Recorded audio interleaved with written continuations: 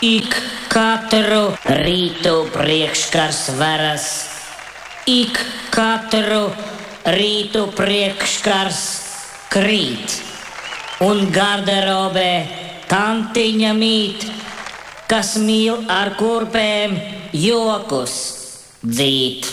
BB teātris piedāvā Sirdā Ēne.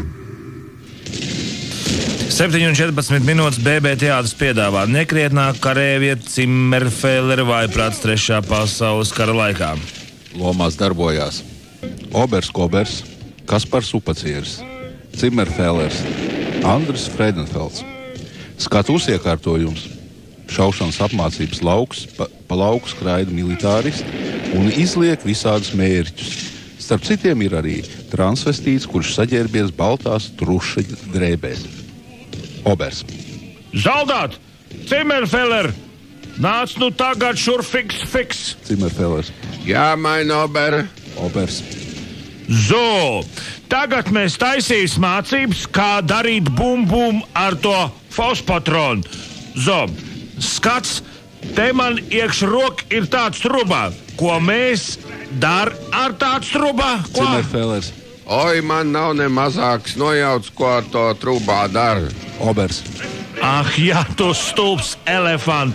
Tāpēc tu nekā nezini.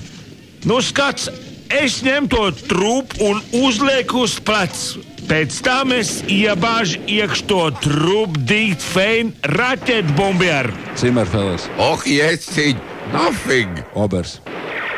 Es tev to izskaidros. Ja pa lauku nāks tev virsū naidnieks tanks, ko tu darīsi? Zimmerfellers. Es pabeigs bišķiņ sānis. Obers. Dumšafe! Nevis pabeigs bišķiņ sānis, bet tu šaus viņš gar zemi ar to fauspatronu. Zimmerfellers. Nein, mein Ober. Es viņš nešaus viss gar zemi. Obers. Va tu dūls! Varum tu nešaus to tanks? Zimmerfellers. Darum es viņš nešaus, ka man viņš ir žēl. Obers. Varum tev ir žēl naidnieks tanks, tu kretīnen? Zimmerfellers. Darum man ir žēl, ka es šodien satiku mūsu militārais mācītājs, un viņš man nodziedāja tik žēlīgi dziesmiņu par to, ka jesiņ bērniņš guļa pliks vēderiņš, un tad es tā raudāju, ka bail, un nu man ir žēl viss, ko es vien ieraugu. Obers. Ak, jā, tā ir tik tiešām vara žēlīga būšana ar to Jēzus bērnišu. Zimmerfellers. Paraudās abi mēs kopā, mein Ober.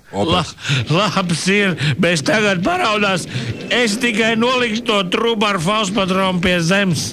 Ko līdz Obers liek fauspatronu pie zemes, tā raķetes sprākst gaisā un abi stāv ar melniem ģīmjiem. Zimmerfellers.